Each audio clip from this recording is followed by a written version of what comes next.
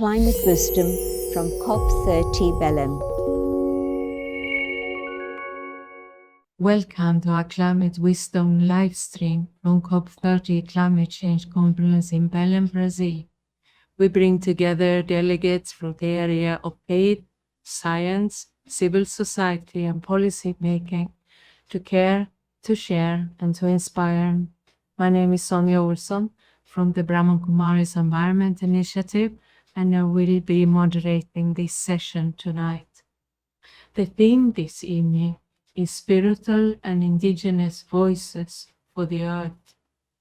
And the main talks in COP at the moment, apart from the fire, is the need to phase out fossil fuels completely.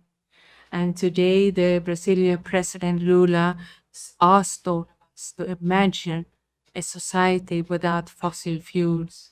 So I invite you listeners to imagine a society without fossil fuels. How does it look like? The COP host also decided to create 11 new indigenous territories today after very intense demands and protests. And tonight I had a speaker from Brazil here who has indigenous voices and spiritual voices very close to her heart. So welcome, and welcome to both of our speakers. We have Isabel Pereira. You're from ISER, Institute for Environment Religious Studies, and Sister Jayanti, our additional administrative head from the Brahma Kumaris. Most welcome to both of you. Thank you. Thank you. I'll start with my question to you, Isabel. You are a lawyer and you're a master in international law and human rights, and you have worked with social justice and humanitarian affairs for over 20 years with NGOs, international organizations, and you're currently the coordinator of religion and environment at the Institute ISER. Can you share what brings you to COP and how the interfaith climate is in Brazil at the moment? Yes, thank you very much, first of all, for inviting me to this round of conversations. It's a pleasure to be here again. I was with you last year in Baku, so I'm really happy to be here again. ISER has worked with environmental issues since the 90s. I think you do remember Rio 92. And ISER had already activities around faith and environment in that time. And so since then, ISER has worked with these issues. And since 2015, after the Paris Agreement, ISER has worked more closely to climate justice and faith. In that year, we created the initiative Faith in Climate. So since then, we've been following up COPs and been following up the climate justice issues and mobilizing faith communities to face the climate crisis. For us, the COP environment, we know it's a very harsh one, but it's a very important one. We know it's the negotiations can really make a change in the world, but we know that it has limits. So why is it harsh? I think it's a harsh environment when you have that many states negotiating, that many people trying to solve a problem, but also with political issues and other issues. It's sometimes a very harsh environment. So when you bring other actors in the table, like civil society, faith communities are part of civil society, and other actors, movements, social movements, it brings another atmosphere to the COPs, and also a sense of responsibility to the ones that are deciding the matters at the table. So that's why ISER is having work at COPs and also bringing faith communities at COP. Actually, the issues of COP to faith communities. So we have been also this year until now that we have the COP here in Brazil, working with different faith-based organizations, faith communities, peoples of different religions, different spiritualities, talking about the issues that were going to be discussed here at COP, so that everyone could have a say in what was being decided. Do you know approximately how many different religious and spiritual communities are here from Brazil? I'm not sure. Here, I know that's more than 15, for sure. More than 15, because we counted at least the ones who were in the activities that we were co-organizing. So more than 15 for sure, but maybe more, because I know that there were other representatives from other religion and other spiritualities that are also here. So it must be more. Brazil is a very diverse place when we talk about religion. And it's something that's very dear to Brazilians' heart, faith. There's a research that more than 85% of the population believe in God in some way. And many of us do follow a religion or have a different spirituality.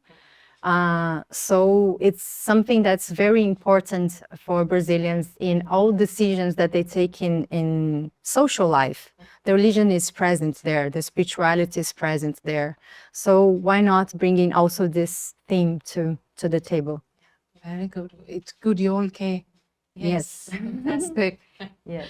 And Sister Jayanti, you are the additional administrative head of the Brahma Kumaris, and you've been representing the BKs in the UN since the 80s.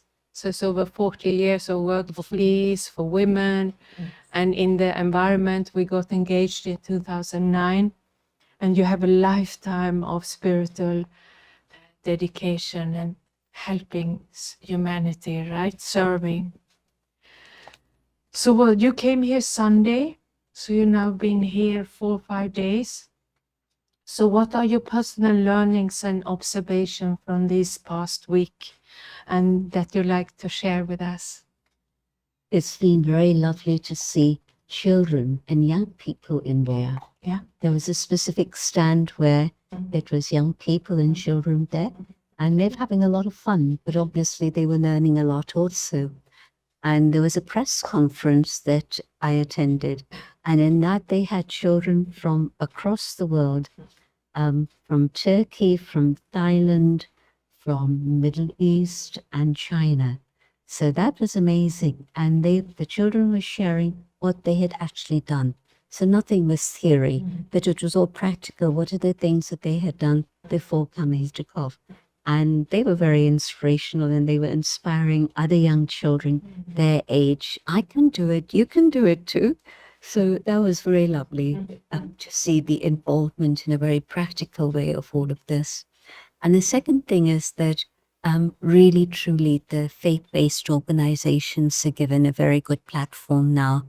And so we get invited to other people's panels, but also the faith-based committee, the liaison committee, that put together a couple of events, and the World Council of Churches was involved in that. So that was very lovely. And I've learned a lot from the Climate Studio. Like yesterday, I understood more about the Franciscans than I've known in all these years. So there's always so much to learn. We had Buddhi here from the Franciscan International. You must know him. Yes. Buddhi is such a nice person. Yes. And works really hard at COPs. Yeah. So you have been here for 1 week, but you've been here for 2 weeks. Yes. You've been very active, and I agree with you. The past 3 COPs, there hasn't been much of civil society. Yeah. So I'm very happy to experience that again, a very vibrant atmosphere on the streets. Every corner, every university, every school, something is happening. And it brings, of course, a very different atmosphere to the whole COP. And you arranged a vigil. I don't know how many came to that, but Around 300 people all together with, yes. Yeah, Yes. and you participated in the global march. Yes. And that was up to 70,000 people. Yes. In civil society, indigenous Definitely. community. So what are your learnings and observations from these past 2 weeks? Yes. You've been to many COPs, right? How many? This is actually my third one, so not that many, but yes, this is my third one. It was Egypt, Sharm el Sheikh, then Baku last year, and now Brazil, Belém.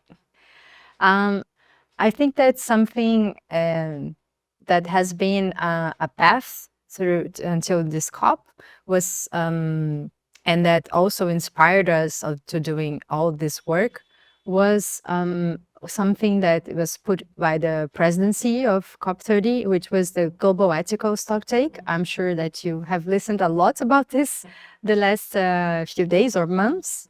And Minister Marina Silva from the Environmental and Climate Change Ministry, she has been putting this effort in this global ethical stocktakes since last year. So this is something that also inspired a lot of social movements and mostly faith movements as well to design and do activities even prior to COP30, and so that we could get here to a point that we were already discussing the matters. And so the video had two main inspirations. This was one of them, but another one that really comes from 92, as we mentioned before, was a big interfaith vigil that happened in Rio de Janeiro back then in 92, which gathered 30,000 people. So it was another moment in history.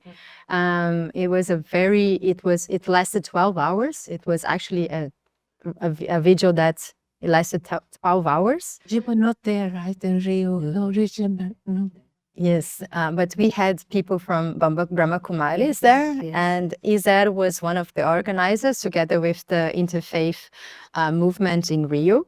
And I know that Luciana from Brahma Kumaris said she was there in 92. And so we had this thought of, since this happened at that time, it was a very specific time in history, we now needed also other interfaith movements, interfaith activities. And that's why we took the videos on, but the videos were a path. We did videos around 6 cities in Brazil. So we started with Brasilia, and then we had Rio de Janeiro. Oh, I'm sorry. We started with Brasilia, and then we had Porto Alegre in the south of Brazil. And then we had Rio de Janeiro. We had Natal and Recife in the northeast. And we also had Manaus, which was also in the north of the country. And now Belém, which was held last week. And in all of the videos, we had local religious leaderships that were participating, but not only participating, but they were also co-organizing with us, so putting whatever thoughts they had on the organization of the video. So this path was really, for us, the most important part of the videos. And we don't want this to be a process that's ending now, but it's beginning this year and will last, I don't know until when. But we know that these kind of movements, they are needed from now on, because we have a lot of work to do. And the march, it was very, very moving. I was actually very, very moved to see that many people in the streets. I think it was a huge globe. Yes. Carrying a huge globe. Many different movements all together. We had people of faith, but we had a lot of other social movements, organizations, people from everywhere in the world. We were very happy to see that many people saying that we must face climate crisis now. But Isabel, what is your personal learning? Have you learned anything personally? I will also ask you. Yes, I think so. But it was not only personal. I think it was already also professional. But it's not that I learned, but I reinforced something that I think we all know, but that we really have to build things jointly. It's the things that were developed by one person or one organization, they didn't have as much strength as many organizations, many communities together, many religious leaders together. So when we come all together, it really gives a different strength and a different sense of what was happening, because it was really a collective construction, a collective, it's everyone's work that's there. Like, you can really see this. You can really see that people actually also in the march, they were feeling as if the march was themselves. Like, it was organized by the People's Summit, but everyone felt that the march was themselves doing it. So if you want to have a voice, you have to speak collectively, jointly. Yes, Yeah. I really do believe, especially in things as the ones that we are dealing with here, that are very demanding and very challenging. I really see that even with when we have really demanding work, we don't sleep well, we don't eat well, we don't take care of ourselves well, and this makes people sick. Like, we're all like crumbling down with exhaustion, and I really do think that this is something that we should think a bit more when we do these types of very demanding works, and like 2 weeks without sleeping, without eating well, because if we're not well, then we cannot do our work well, and we need to be well to actually do this demanding job that COP really requires us. Yeah, I'm very happy here within our Brahma Kumaris delegation. We have a joint morning meditation every morning, and it really helps us. And I thought it wouldn't work this year because we have accommodating 2 different venues, but we do it together on Zoom. So it, That's very nice. yeah, yeah. And also with good food, I know. Yes. So, Sister Jayanti, the topic today is the spiritual voice of the earth. How do you interpret that? And I'm also curious if you have any spiritual experiences in nature that you like to share with us. I'd like to share an experience I had in Mount Abu this year. I happened to be there for the monsoon season, which was after a very long time. And when we'd go up the mountain, it was like an ethereal experience, because there's a little ecosystem there just within that mountain range. And you're coming from sea level and you're going up the mountain, and you see fog, and then you go up a little bit further, and then it feels as if you can almost touch the clouds. You're in a car, but the clouds are so close, it's incredible. And so it was like there was a space between the clouds up there and the fog down here, and a bit of clearing in the middle. And so I just felt as if nature is so incredible. Within just a space of a few minutes drive, things change so dramatically, but also so beautifully. And so even though we've stopped thinking about nature as sacred, we used to think it was sacred, and now that feeling seems to have gone away. But nature still is sacred itself and so beautiful. And so it was a deeply moving spiritual experience for me. And the sound of the earth that's reaching me today is a cry for help, because we've violated it, we've had so much aggression against it, and nature still continues to give to us and take care of us. And think about the millennia that nature has served us. And yet we've done things that are very extreme against nature. But now I think nature is saying to us, I've helped you, now it's time for you to support me and give me something in return. And so to give loving thoughts and good vibrations to nature is very, very important. It's beautiful. It's like the sacredness in nature reminds us of our own sacred inner world, isn't it? Yeah. Yeah. And somehow I seem to remember God more easily in nature than in the city. Yes, I'm sure. Yeah, beautiful. So, Isabel, given your long-standing work with environmental issues, is there anything you will do different after this COP, and in both personal and professional level? I wouldn't say I would do differently, but I think that's something that we all should think as a society. And in Brazil, this is a very strong thing. Today is the 20th of November, and here in Brazil, it's a holiday for Black Consciousness Day.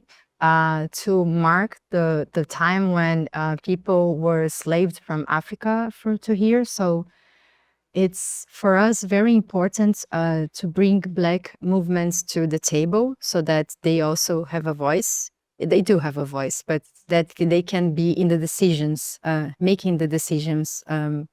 And in here, what I do think it's important is to bring you were saying about the nature and how we have to protect it. It is how we can put people, the defenders of the nature, the original defenders of the nature, to the table. So here in Brazil, we have the indigenous movements and also the Black movements that have been these people who are protecting the nature from their origins. We have traditional African descent people called quilombolas, and their traditional practice are very much in contact with nature. So, I mean, I think for us in Brazil, this is something very important to have. As you said, our president, the territories, the indigenous territories, how to say that in English? In Portuguese is demarcar the territories. The territories, yeah. Yes, and also quilombolas. So I think this for me is a game changer. We can no longer make decisions without these people on the table. And then we could have some children also. Oh yes, I think I don't even have words to mention how youth are doing the job that we didn't do in facing the climate crisis. They're really getting the responsibilities from themselves. Like, even though it's not their fault, they were not the ones causing it, but they know that they are going to be the ones more affected by this emergency. So I really see a strength in the youth and children movements that I don't see in adults movements. They are coming for with strong message that they were not tolerating us adults doing bad decisions, taking bad decisions anymore for them. And also we have a lot of youth, the faith youth here at COP. There are a lot of movements of youth, of faith youth that are here participating and joining all the activities, including inside the Blue Zone. There was a children's summit together with the People Summits in the university. There was a children's summit, and they ended up with the declaration. It's a very beautiful declaration that the children came up with. Yes, so this is something that we really have to also bring to the world, to see that the children were also joined here to say what they think. I remember a story of the last COP that one of the presidents, the directors of a big fossil fuel company, he had a small daughter, and she asked him about her future and what dad was doing to secure her future, and he didn't know what to say. And that hit the news, because when it hits you on a personal level, then it's different. Yes. But anyhow, we're coming towards the end of our conversation, so thank you very much. And I think we'll end by asking Sister Jayanti to guide a short meditation. Yes. Is it possible? With voice? Yes. And to send good wishes to the earth. Yes. Yes. Thank you. Let's go on an inner journey and come to the awareness of the inner being, the soul. And as I go deeper and deeper within myself, I find that silent space, which is my own original state of being. I am a being of peace. I'd forgotten myself, and I was looking for peace outside. But now I remember I am that being of peace. And as I stay in this awareness, I can sense the presence of the divine. And from the Supreme, the divine being, the parent of all of us, come the rays of light and love that surround us. My heart opens up and I'm able to fill myself with joy that is a joy beyond senses.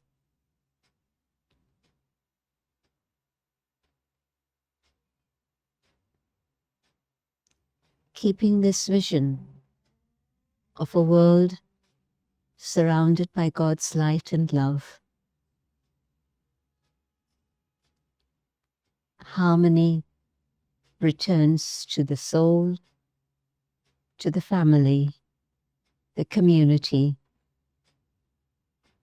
but also it extends to all forms of life and to the planet, so that all on the planet and all within the planet are recharged, energized by this light and love.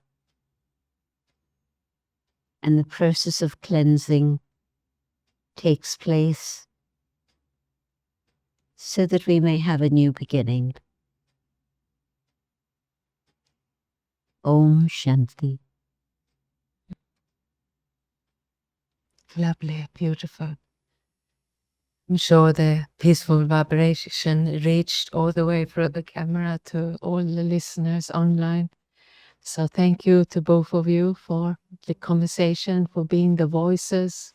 And thank you to your listeners. Thanks to all supporters and volunteers behind the scene. So this was the end of it. This is now the end of part 1 of this session. So please stay with us. In 5 minutes, we will have a part 2 of the indigenous and spiritual voices of the earth.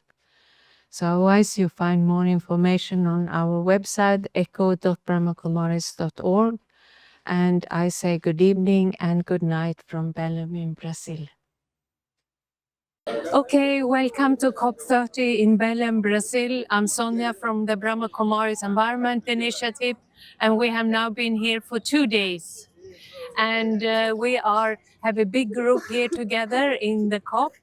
And our main purpose here is to bring peace, is to bring calm and silence to this very noisy, to this very chaotic and stressful environment. And we believe when you are peaceful, you will actually align with yourself and your values, and you will take better decisions.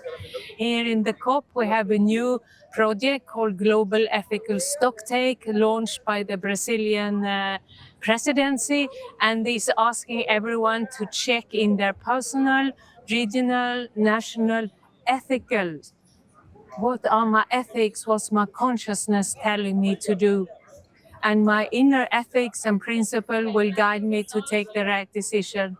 And here in COP, yes, we have an exhibition. Today we inaugurated the stand, and we were 11 of us there, and we had actually some symbols and some sweets from India. We inaugurated our stand. And also Golo had a program in the International Solar Hub talking about renewable energy and linking that to ethics, to peace, and to care for the environment. And Maureen today, she also had a side event together with other faith-based organizations talking about climate justice, talking about the ethical stocktake and aligning with your inner conscience. So we are going to be here for 2 weeks, and we'll have programs every day. Every evening we do live stream from our ClimateWisdom studio, where we invite 2 guests, head of organizations, civil society, politicians, and we ask them about personal motivation to be here, what their plans for the future are, and what their plans for the action and practical implementation are. So we are getting busy, and we're also getting used to the very hot climate here in Belém. And I'm looking forward to be with you these 2 weeks. Thank you.